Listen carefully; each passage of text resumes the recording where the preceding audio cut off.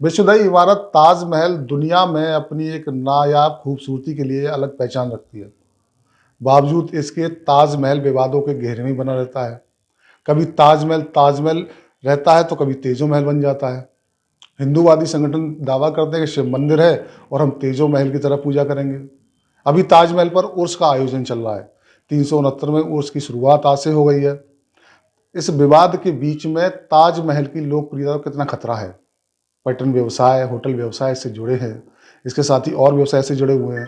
अभी हमारे साथ होटल व्यवसायी हैं, उनसे जानते हैं कि ताजमहल पर जो विवाद खतरे बनते जा रहे हैं, उनको लेकर कितना असर पड़ रहा है और आने वाले भविष्य में कैसे देखते हैं कि ताजमहल की छवि कैसी बनेगी।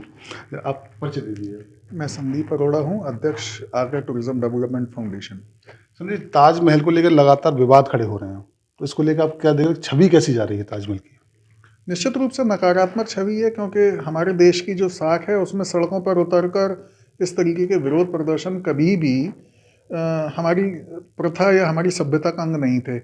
वैधानिक लड़ाई न्यायालयों में हो, सब उसको सभी पक्ष स्वीकार करें, जैसे श्री राम मंदिर पर अभी हुआ है, वो सफलतापूर्वक बढ़िया तरीके से बना, सब ने उसको स्वीकार किया। तो मुझे लगता है सड़क पर उतरकर कभी इस तरीके के फैसले ना होते हैं ना होंगे। हाँ, इससे राष्ट्रीय नुकसान, राजस्व का नुकसान, छवि का नुकसान, साख का नुकसान अंतर्राष्ट्रीय स्तर पर जरूर होता है। तो ये हमें समझना चाहिए, लेकिन ठीक है, कुछ लोगों के मुझे लगता है कि लाभ इसमें सन्निहित हैं, तो इस तरीके से विवाद खड़ा करना, लेकिन आखिर में भी वो हमारी अपनी धरोहर है।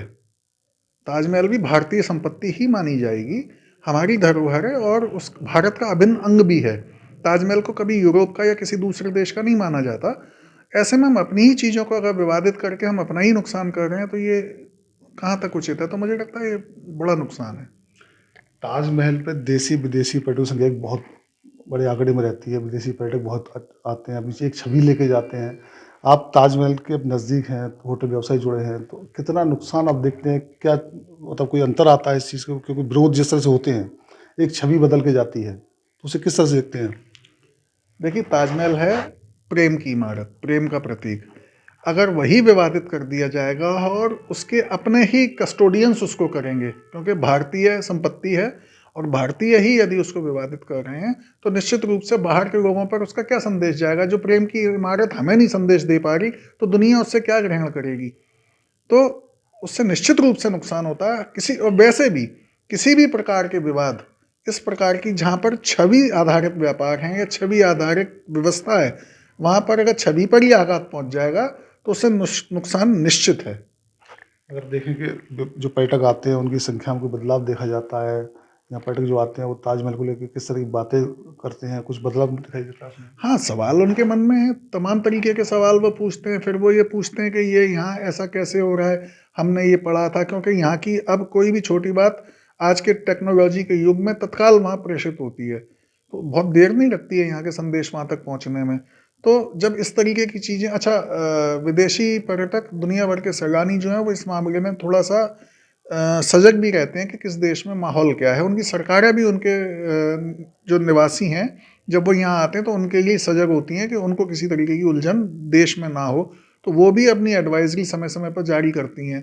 तो ये इस तरीके के विवाद उनकी एडवाइजरी का भी अंग बनते हैं और उनके समाचार पत्रों में समाचारों का भी भाग होते हैं। तो ऐसे में निश्चित रूप से उनको डर भी होता है और विवादों का जो साया होता है उससे नकारात्मक छवि भी उनके दिमाग में पड़ती है। और उसका नतीजा भी है कि यदि आप देखें तो पिछले कुछ वर्षों में लगातार विदेशी पर्यटकों की आमद में कमी भी दर्ज की जा रही है। तो आपका निश्चित तौर से कहना है कि जिस तरह से विवादों में ताजमहल घिरता जा रहा है, उससे ताजमहल की छवि धूमिल हो रही है, और जो विदेशों में ताजमहल की एक छवि मोहब्बत की निशानी के रूप में बनी है, उस पर असर पड़ रहा है। Laxmikant Sharma, ABP live, Agra.